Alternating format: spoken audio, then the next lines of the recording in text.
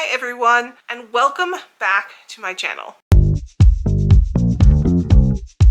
I am MJ James, a queer and neurodiverse author specializing in science fiction and fantasy. And today we are going to be tackling a unique and fascinating topic, writing with aphantasia. As someone who experiences aphantasia, I understand the unique challenges it brings to the writing process. So for those unfamiliar with aphantasia, it is a condition where a person lacks a mind's eye or the ability to visualize images mentally. It's an experience that's gaining recognition in the creative world, particularly among writers and artists. If you're a writer who experiences aphantasia, you might be wondering how to navigate visual descriptions or world building. And today I'm going to share some strategies and personal experiences, as well as tips for thriving creatively without a mind's eye.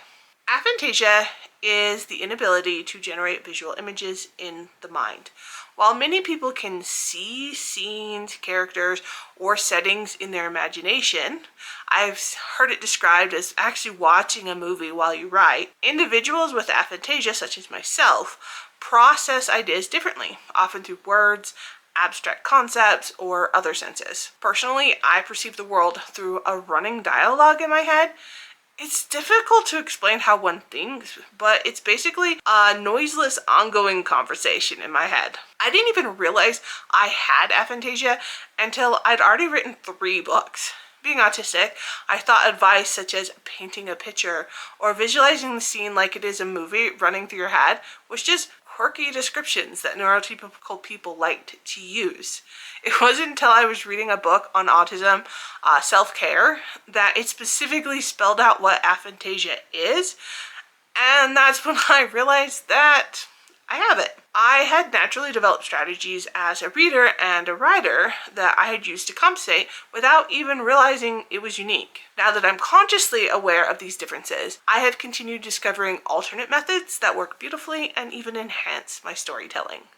Aphantasia doesn't mean you're less creative or incapable of vivid storytelling. It simply means that you process the world differently.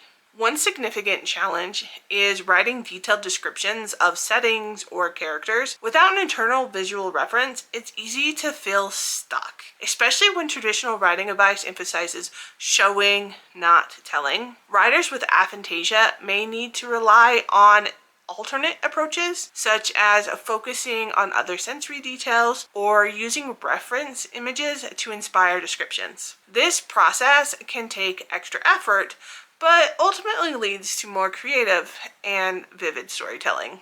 Another tricky area is crafting characters' appearances. How do you write someone's face or outfit when you can't see it in your head? One solution I found is using reference photos to bring these descriptions to life. Whether it's a photo of a specific outfit, a celebrity, or even random pictures from Pinterest, having visual cues can provide the inspiration needed to describe features with detail and clarity. For example, instead of trying to imagine a character's hairstyle, I might look at pictures of different haircuts and translate those elements into words. This approach helps ensure my descriptions are vivid and specific, even without mental imagery.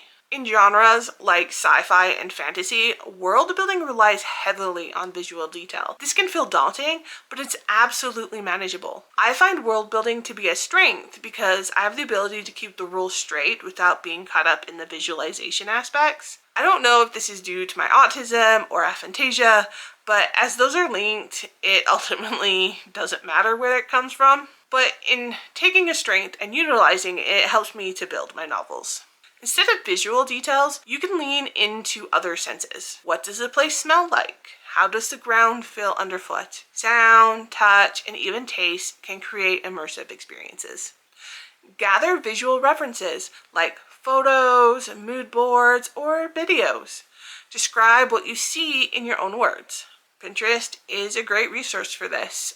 Also, I use Canva a lot for this as well. Instead of abstract descriptions like a beautiful room, specify the room had dark oak furniture and burgundy curtains. Precision brings clarity. Just make sure not to over-explain detail so that they can then take over the visualization. Beta readers can help identify areas where visual clarity is lacking. They give feedback to refine descriptions. Writers with aphantasia often excel at abstract thinking and conceptual storytelling, and this brings a fresh and unique voice to our work. Without relying heavily on visual detail, you might naturally focus more on dialogue, pacing, and action elements that keep readers hooked. By leaving certain visuals open to interpretation, you give readers the freedom to imagine details their way, fostering a more personal connection to the story. Just make sure not to leave it too open-ended.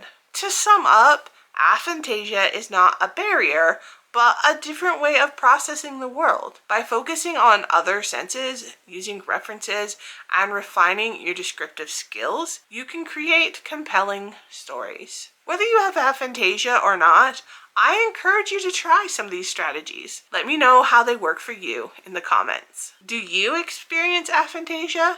What are your favorite tips for writing vivid scenes? Share your thoughts below. I'd love to hear from you. Don't forget to subscribe and hit the notification bell. Next week, I'll share my outlining process. You won't want to miss it. So until next time, keep dreaming, keep writing, and I'll see you in the next video. Bye!